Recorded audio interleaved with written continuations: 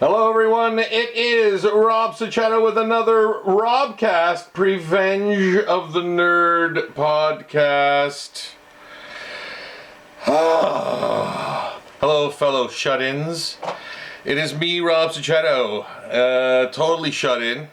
I have gone out once in the last week, and I've literally left my house once in the last week, so definitely I'm quarantining myself. Thankfully, I have a lot of things around me to pass the time. Thousands of comics, lots of Lego, lots of projects, lots of drawings to do. I'm still posting every single day on my Patreon page. So yeah, new art every day on that page. And you can see that in the link below. I will actually put the link in the description below this video. So I am actually taking a lot of requests right now, viewer requests. The first one I got today was from Riley Weber. Hi Riley, how you doing?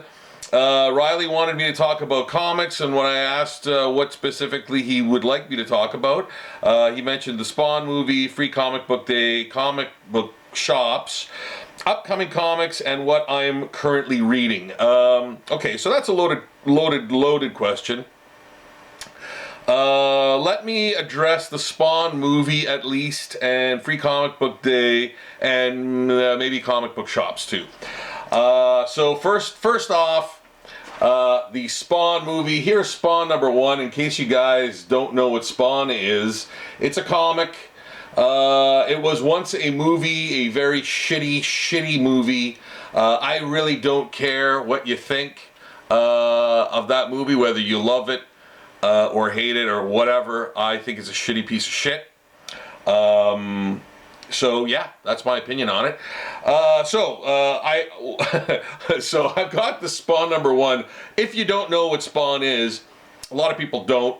It was a comic book back in the early or mid 90s, I guess.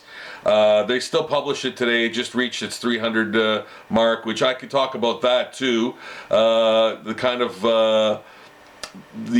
bullshit surrounding this 300 mark, and how other creators must feel about it, but you know, who am I to say? Anyway, like most of you who collected comics in the 90s, Spawn number 1 was a big thing. I've got about 10 of these babies. I got a couple of newsstand editions too, whatever. I've got a bunch of them. I don't know, they're worth maybe $20. I don't know, whatever, who cares? Anyway, yeah, I got a number of Spawn comics.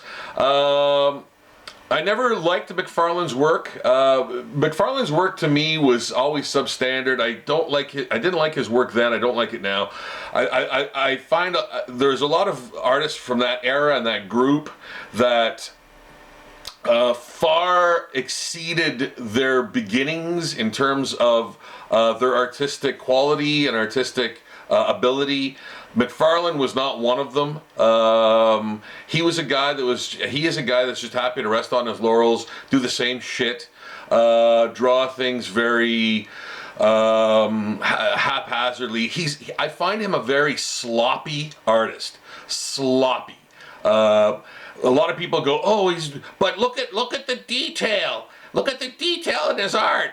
It's not detail, man. It's a bunch of scratchy lines, some shitty cross-hatching, just a bunch of dots and dashes and stuff. Anyone can pull that shit off very quickly. It's a bunch of lines. Lines are not detail, man. You want to see detail? Look up Jeff Darrow. Okay? Jeff Darrow is an artist who, if you want to talk about detail, that's detail. He'll draw a city scene with every single building, fire escape, window. You see a cat watching TV in the window, and you see what the cat's watching on that TV in the window in a building that's 3 blocks away from the action, which is a dinosaur fighting a robot or some giant monster. That's detail, man. Okay, McFarlane's shtick is not detail.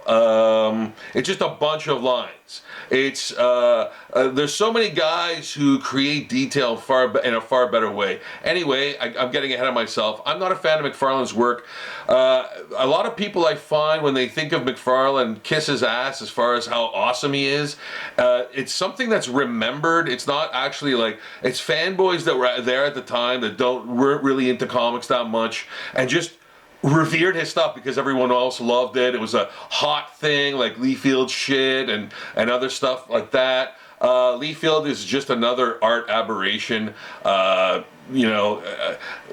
like that get work though, man, and it's shitty because, it kind of teaches you don't have to be good to be popular or make money, but then if you brought it to an editor at a comic book company now, they probably throw up in your face.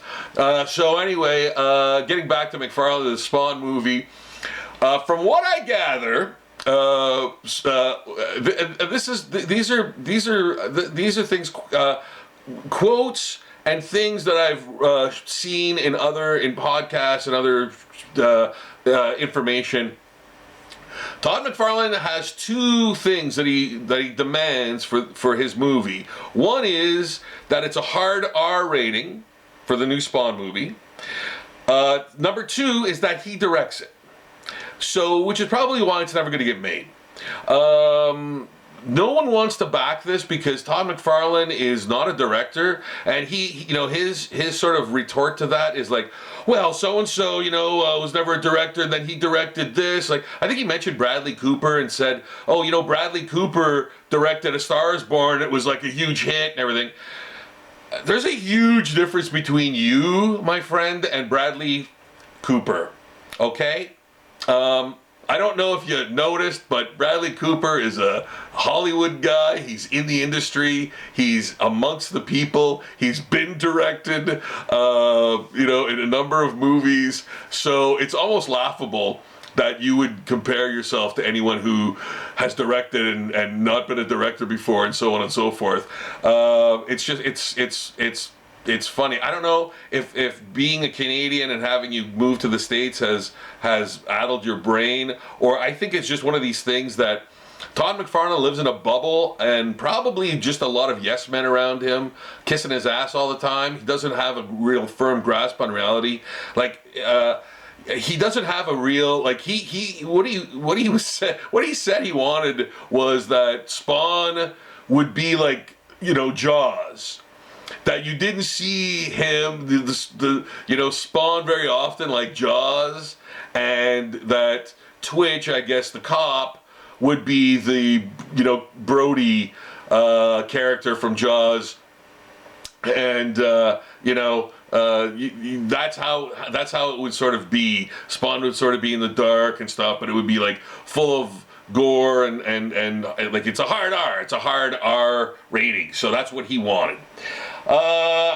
And he wants to direct, and his other thing was like he just wants his character to be cool and kick-ass. What are you 12? Who talks like that? My God. Anyway, so that's probably why everyone is avoiding this guy like the plague in Hollywood, if that is even as far as he's gotten. Jamie Foxx was attached to it at a time. There's been so much speculation about this movie. This what I'm saying right now is the most current thing I've heard. Jamie Foxx apparently has stepped down. Jeremy Renner was supposed to be in it. He was supposed to play Twitch, I think, the cop, in the movie, and I don't know what his status is right now.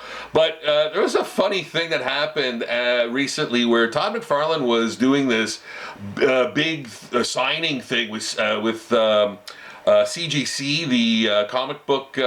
They slab the comics, those dudes who slab the comics for everybody, and then they put a rating on them, like a 9.9 or a 2.5 or whatever.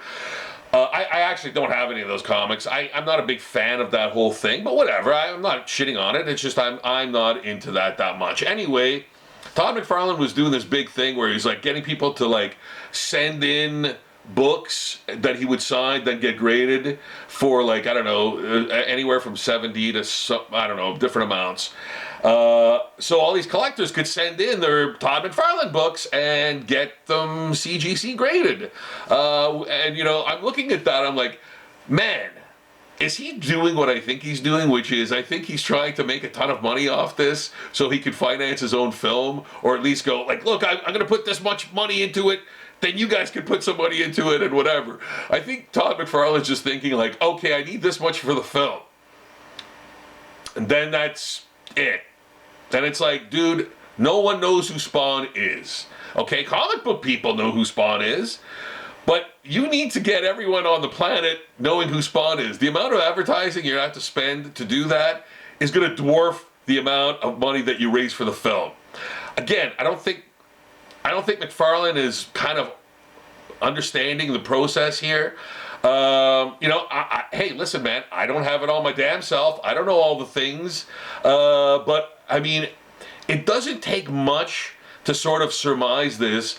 Like, I'm a 50-year-old dude. I've been a fan of pop culture for a long time, and I kind of understand things. I just, through osmosis and just through watching things and seeing, like, outtakes and how things are made and all that stuff over my many, many, many years of being immersed in the culture, you kind of pick this stuff up. And you kind of know, like, man, whatever you need for the movie, you're going to need this much for advertising. You're going to need this much for this much for that. And, I mean, to get Spawn to be a thing is a tremendous amount of money. I could go on about McFarlane's art. If you want me to do that in another podcast, I can do that. I could go on about the Image guys and stuff like that, who I like, who I don't like, who I now revere, who I didn't at the beginning, and how that whole thing happened. If you want me to talk about that, that's fine. I know it's been done ad nauseum by many, many, many people, but if you want my take on it, feel free to ask. I'll do a podcast on that. I have much to say about it. The other thing, what was it we were talking about? Oh, Free Comic Book Day. Okay, so Free Comic Book Day. So anyway, let me just say, if the Spawn movie happens, I really won't give too much of a shit about it. The only thing really good about the first Spawn movie was the soundtrack, which I own and I like. Other than that, the movie was horrible. Like, the effects were, wow, horrible effects. And he had apparently at the time got this, like, super awesome effects guy. I can't remember his name, Spaz something or whatever, to do all the effects.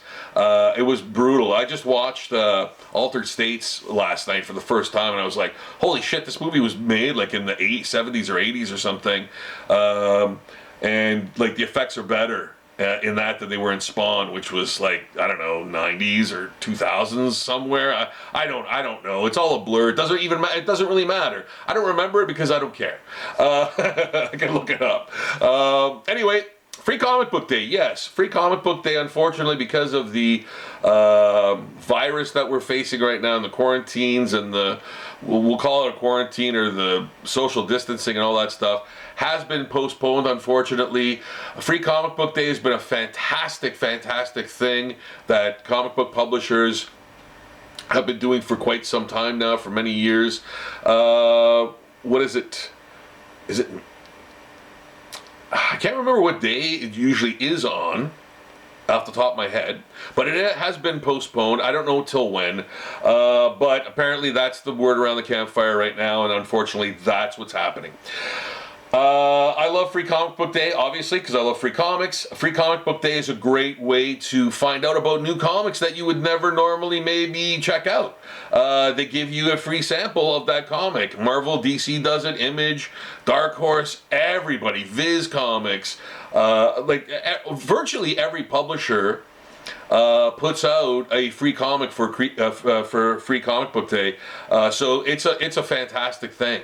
It's a fantastic event. Some of those comics even actually go up in price for you investor people out there. You know, odd times, sometimes that'll happen. So it's kind of interesting.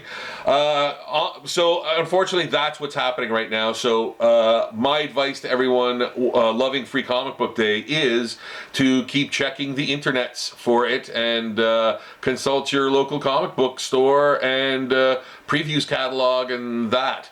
As far as comic book shops go, I believe a lot of them are going to have to either reduce hours or close entirely for the duration until the virus, this coronavirus is over, or it's close to over, whatever. Which I honestly, guys, I hope it happens soon. I know it's wishful thinking, but that's where I'm at, and I'm naturally a shut-in anyway, but I am not digging this for many reasons. I lost so much in bookings and my teaching job, my art teaching job, and appearances, and just the convention circuit, man. Like, it's taking a beating. I don't like that at all. It's very crushing. So anyway. On to there's other things that Riley wanted me to cover. I will have to cover that. What I'm going to be doing now is taking the newest previews catalog. It might have just come in this Wednesday, but I will pick up the newest previews catalog. I'm going to tell you about all the upcoming comics coming up in the next 3 months. I'm going to tell you what I'm picking up, what I'm not picking up, some of the artists that I really love, some of the comic books that I'm reading right now too. So I'm gonna leave that to another podcast, because that's another load of questions and stuff. But for right now, I'm gonna leave this. Excuse me. I've got some mustache. I'm gonna have to groom this pretty soon. That's what being a shut-in's like, as you kind of are guessing now. So I'm going to do another podcast very soon, and that one is a request by Joanne Pilon. Hi, Joanne. How are you? Hope you're doing well. Hope you have a nice supply of wine there for yourself. It is going to be a conversation about Nick Cage, one of my favorite actors, and he's there in the best of times and the worst of times. Yes, and to do that, I'm actually working on a Nicolas Cage zombie piece right now of his famous freak out part from Vampire's Kiss. As you well know, as you probably maybe you don't know, I don't know. It's obviously been used as a meme. Why not? It's crazy. He's crazy. So I'm going to talk to you about Nick Cage. He was in one of my favorite movies from the past year that I loved. So we'll talk about his filmography. I have a lot of his movies. It's surprising how many movies I have of him. I love Nick Cage. No matter what, he's done some shit stinkers, man. But he's done some fantastic films too. So next podcast, we're going to talk about Nick Cage. So in the meantime, guys, I'm going to let you go for now. Please give me the thumbs up for this video. I hope you enjoyed it. I hope it was informative. It's just my opinion, guys, so don't get too crazy about it. Like a lot of this stuff, honestly, you don't try to argue with me about it, because I'm not moving on it. It's my opinion, just like you have your opinion. Don't try to convince me that Todd McFarlane's art's good. Look at the derpy, shitty art. Look at how horrible he drew, like, fashion and women and like things back in the old Spider-Man comics that he did. He didn't even do that many comics in general, so I don't know what his claim to fame is, other than his like giant cum shot webs from Spider-Man. I don't know. I don't get it. But anyway, if you like him, that's cool. I don't. So that's it. We can agree to disagree, hopefully. If not, I don't care. You're not going to convince me, so don't try to argue with me about it. It's not going to do you any good. Okay, so that'll do it for now. Like I said, please give me the thumbs up on this video. Please subscribe to the channel, for God's sakes. I would love that. Also, check out the Patreon. New art every day.